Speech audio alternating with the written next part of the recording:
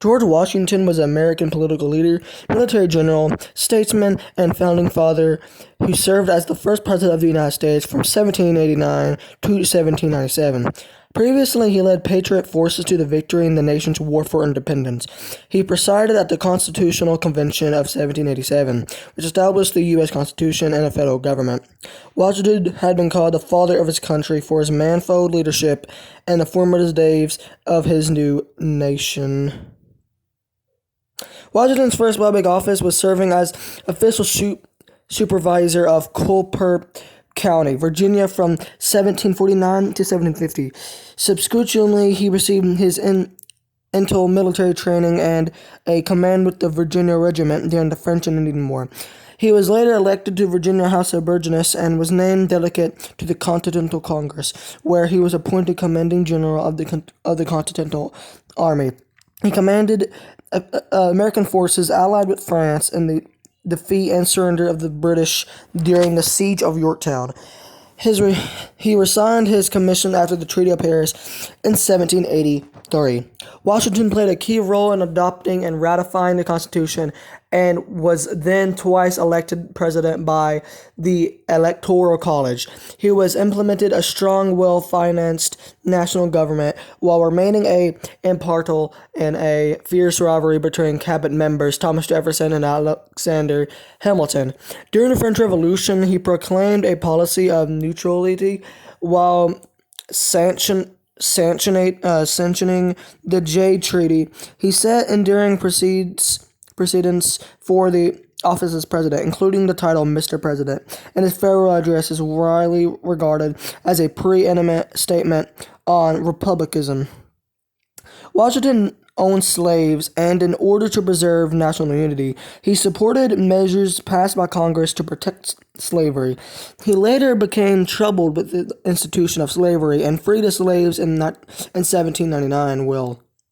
He endeavored to assassimilate Native Americans into Anglo-American culture, but combined indigenous resistance during instances of violent conflict. He was a member of the Anglican Church and the Freemasons, and he urged freedom in his roles as general and president. Upon his death, he was immortalized as first in war, first in peace, and first in the hearts of countrymen. He has been memorialized by monuments, art, and geographical locations, including the National Capitol, stamps, currency, and many scholars and polls rank him among the greatest U.S. presidents. The Washington family was a wealthy Virginia family which had made its fortune in land speculation. Washington's great-grandfather, John Washington, immigrated in 1656 from Seagrave, Northamptonshire, England, to the English colony of Virginia, where he accumulated 2,000 acres of land, including Little Hunting Creek on the Potomac River. George Washington was born on February 22nd, 1732, at Pope's Creek in Westmoreland, Virginia, and he was the first 6 children of Augustine and Mary Ball Washington. His father was a justice of peace and a prominent public figure. He was 4 additional children from his first marriage to Jane Butler. The family moved to Little Hunting Creek in 1735, then the Ferry Farm near Fredericksburg, Virginia, on the Rappahannock River in 1738, When Augustine died in 1743, Washington and her family farmed 10 slaves. His older brother Lawrence entered Little Hunting Creek and renamed it Mount Vernon. Washington didn't have the formal education of his other brothers received at the Appleby Grammar School in England, but he did learn mathematics, trigonometry, and land surveying. He was a talented draftsman and map maker. By early adulthood, he was writing with considerable force and precision. However, his writing displayed wit or humor in pursuit of emulation, status, and power. He tended to attribute his shortcomings and failures to someone else's ineffectuality. Washington often visited Mount Vernon and Belvoir, the plantation that belonged to Lawrence's father-in-law, William Fairfax. Fairfax became Washington's patron and surrogate father, and Washington spent a month in 1748 with the teams surveying Fairfax's Shenandoah Valley property. He received a surveyor's license for the following year from the College of William and Mary. Even though Washington had not severed in the customary apprenticeship, Fairfax appointed him surveyor of Culpeper County, Virginia, and he appeared in Culpeper County to take his oath of office July 20th, 1749. He subsequently familiarized himself with the frontier region, and he resigned from the job in 1750. He continued to do surveys west of the Blue Ridge Mountains. By 1752, he had brought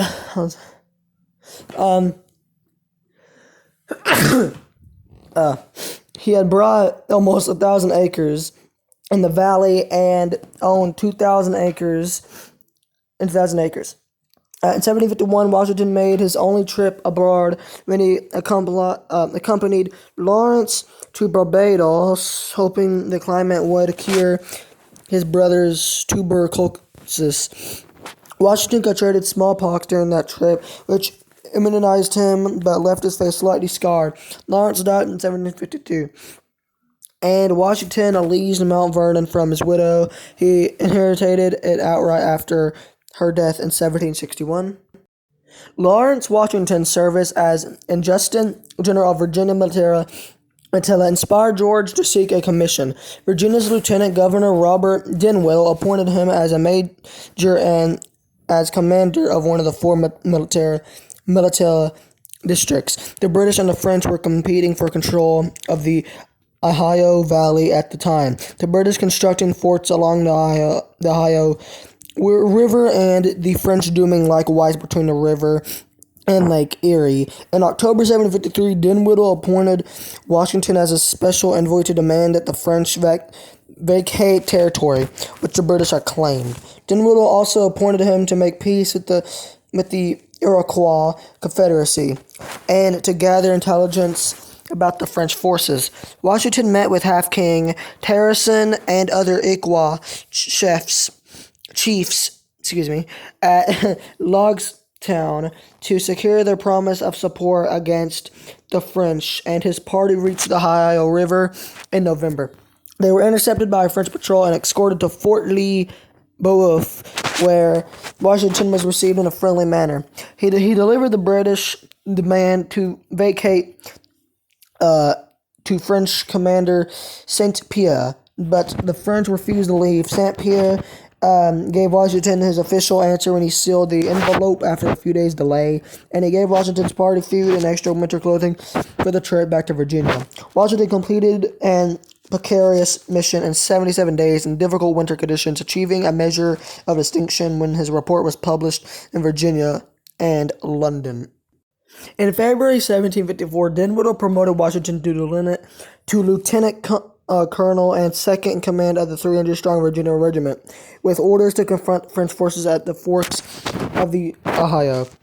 Washington set out for the forks with half of the regiment in April, but soon learned a French force of 1,000 had begun construction of Fort Dequesne there. In May, having set up a defensive position at Great Meadows, he learned that the French may camp 7 miles, 11 km away.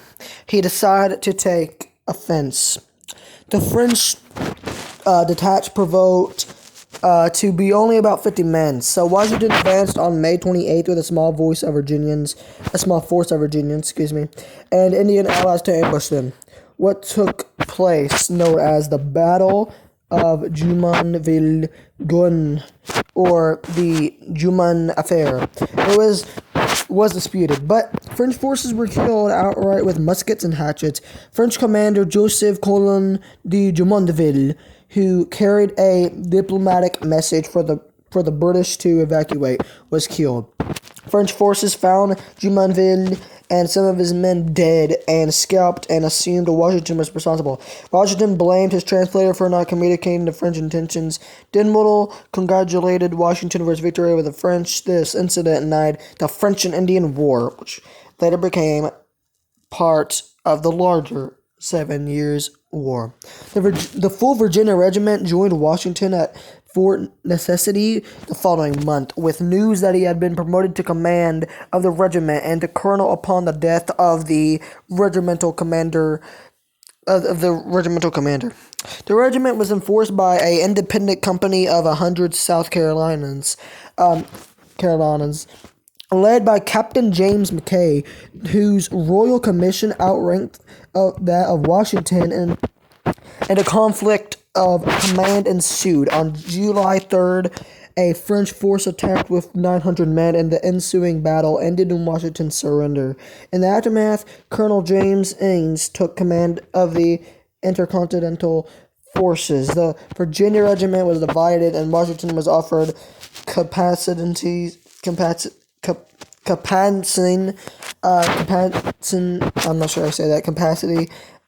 which he refused, with resign of his commission. In 1755, Washington served voluntarily as an aide to General Edward Braddock, who led a British expedition to expel the French from Fort de Quincy and the Ohio country. On Washington's recommendation, Braddock split the army into one main column and lightly equipped flying column. Suffering from a case of dysentery, Washington was left behind when he would join Braddock at Monongahela. The French and their Indian allies ambushed the divided army. 2/3 of the British force became casualties, including the mortally wounded Braddock. Under the command of Lieutenant Colonel Thomas Gage, Washington, still very ill, rallied the survivors and formed a rear guard, allowing the remnants of the force to disengage and retreat. During the engagement, he had 2 horses shot under him, and his hat and coat were bullet-pierced. His conduct under fire redeemed his reputation among critics of his command in the Battle of Fort Necessity, but he was not included by the succeeding commander, Colonel Thomas Dunbar, in planning subsequent operations. The Virginia Regiment was reconstituted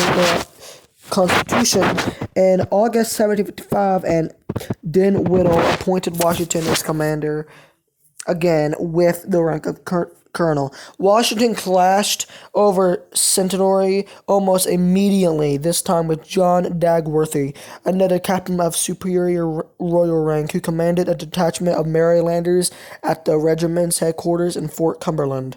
Washington, impatient for an offense against Fort de Quincy, was convinced Braddock would have granted him a royal commission and present his case in February 56 with Braddock's successor, William Shirley, and again in 1757. With Shirley's successor, Lord Loudoun, Shirley ruled in Washington's favor only in the matter of Dagworthy. Loudoun, who humiliated Washington, refused him a royal commission and agreed to relieve him of responsibility of manning Fort Cumberland. In 1758, the Virginia Regiment was assigned to the British Forbes expedition to capture Fort Desquesne. Washington disagreed with General John Forbe's tactics and chosen route.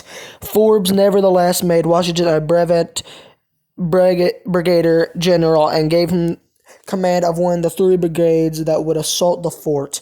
The French abandoned the fort and valley before the assault was launched. Washington saw only a friendly fire incident which left 14 dead and 26 injured. The war lasted another 4 years, but Washington resigned his commission and returned to Mount Vernon. Alright guys, I'm going to end this video guys here. If you guys are ready to see the next part, it should be already uploaded by now. But if it ain't, well, then you're just gonna have to wait. So yeah, sorry about that. But you guys, just get ready to click part 2. So yeah, guys, thank you guys so much for watching this video, and I'll see you guys in part 2. See you guys.